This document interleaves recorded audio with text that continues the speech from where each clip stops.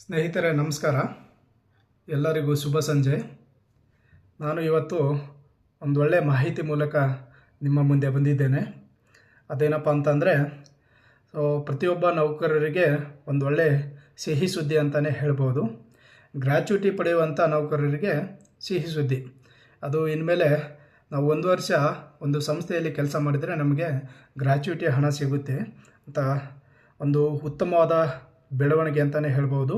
ಮೊನ್ನೆ ನಡೆದಂಥ ಉತ್ತಮವಾದ ಒಂದು ಬೆಳವಣಿಗೆಯಲ್ಲಿ ಕೇಂದ್ರ ಸರ್ಕಾರ ನವೆಂಬರ್ 21, 2025ರಂದು ಕಾರ್ಮಿಕರ ಸುರಕ್ಷತೆಯ ದೃಷ್ಟಿಯಿಂದ, ಕಾರ್ಮಿಕರ ಕ್ಷೇತ್ರದಲ್ಲಿ ಸುಧಾರಣೆಯನ್ನು ತರುವಂಥ ದೃಷ್ಟಿಯಿಂದ ಒಂದು ಹೊಸ ಸಂಹಿತೆಯನ್ನು ಜಾರಿಗೆ ತಂದಿದೆ. ಅದೇ ನ್ಯೂ ಲೇಬರ್ ಲಾವನ್ನು ಜಾರಿಗೆ ತಂದಿದೆ. ಒಂದು ಉತ್ತಮವಾದ ಬೆಳವಣಿಗೆ ಅಂತಲೇ ಹೇಳ್ಬೋದು ಸ್ನೇಹಿತರೆ.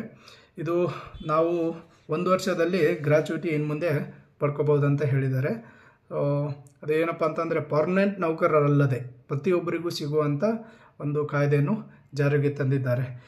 ಮುಂಚೆ ಈ ಹಿಂದಿನ ಕಾನೂನು ಪರ್ಮನೆಂಟ್ ನೌಕರರಿಗೆ ಮಾತ್ರ ಕೊಡ್ತಿದ್ರು. ಅಂದರೆ 5 ವರ್ಷ ಪೂರೈಸಬೇಕಾಗಿತ್ತು. ತದನಂತರ ಪರ್ಮನೆಂಟ್ ಎಂಪ್ಲಾಯಿಗೆ ಮಾತ್ರ ಗ್ರ್ಯಾಚ್ಯುಟಿ ಹಣವನ್ನು ಕೊಡ್ತಿದ್ರು. ಆದರೆ ಇವತ್ತು ಒಂದು ಸಂಸ್ಥೆಯಲ್ಲಿ 1 ವರ್ಷ ಕೆಲಸ ಮಾಡಿದರೆ ಪ್ರತಿಯೊಬ್ಬರಿಗೂ ಫಿಕ್ಸಡ್ ಟರ್ಮ್ ಎಂಪ್ಲಾಯೀಸಿಗೂ ಸಹ ಸಿಗುವಂಥದ್ದು. ಇದು ಒಂದು ಉತ್ತಮವಾದ ಬೆಳವಣಿಗೆ ಮತ್ತು ಉತ್ತಮವಾದ ನಿರ್ಧಾರ ಅಂತ ನಾನು ಹೇಳ್ತೀನಿ. ಇದು ಪ್ರತಿಯೊಬ್ಬರಿಗೆ ಅನುಕೂಲವಾಗುವಂಥ ನಿರ್ಧಾರವನ್ನು ತೆಗೆದುಕೊಂಡಿದ್ದಾರೆ. ಅವರಿಗೆ ಯಾವಾಗಲೂ ನಾವು ಚಿರಋಣಿ ಆಗಬೇಕು, ಆಮೇಲೆ ಧನ್ಯವಾದಗಳನ್ನು ಹೇಳಬೇಕು. ಈ ಗ್ರ್ಯಾಚ್ಯುಟಿ ಅಂತಂದರೆ ಏನಪ್ಪ ಅಂತಂದರೆ ನಾವು ಒಂದು ಸಂಸ್ಥೆಗೆ ದೀರ್ಘಾವಧಿ ಕೆಲಸ ಮಾಡುವಂಥದ್ದು. ಆಮೇಲೆ ಆ ಸಂಸ್ಥೆ ನಮಗೆ ಸೇವೆ ಸಲ್ಲಿಸಿದ ನಂತರ ಆ ಸಂಸ್ಥೆ ನಮಗೆ ನೀಡುವಂಥ ಒಂದು ಆರ್ಥಿಕ ಪ್ರಯೋಜನ ಅಥವಾ ಗೌರವಧನ ಅಂತ ಹೇಳ್ಬೋದು. ಅದನ್ನೇ ನಾವು ಗ್ರ್ಯಾಚ್ಯುಟಿ ಅಂತ ಕರೆಯುತ್ತೀವಿ. ಅದನ್ನು ಯಾವ ಥರ ನಾವು ಕ್ಯಾಲ್ಕುಲೇಟ್ ಮಾಡಬೇಕು ಅಂತಂದರೆ, ನಿಮಗೆ ಮೂಲ ವೇತನ ಅಂದರೆ DA ಫಾರ್ ಎಕ್ಸಾಂಪಲ್ ನಿಮಗೆ ಒಂದು ತಿಂಗಳಿಗೆ ಒಂದು 30,000 ಇದೆ ಅಂತ ಅಂದ್ಕೊಳ್ಳೋಣ.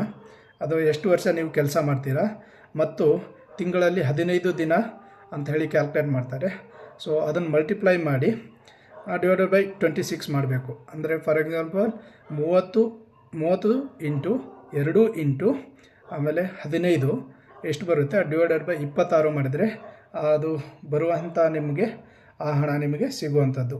ಇದನ್ನು 2 ವರ್ಕಿಂಗ್ ಡೇಸಲ್ಲಿ ನಿಮ್ಮ ಸಂಸ್ಥೆ ಪೇ ಮಾಡಬೇಕು. ಈ ಥರ ಒಂದು ಕಾನೂನು ತಂದಿದ್ದಾರೆ. ಅವರಿಗೆ ನಾವು ತಲೆಬಾಗೋಣ ಹಾಗೂ ಧನ್ಯವಾದಗಳನ್ನು ತಿಳಿಸೋಣ.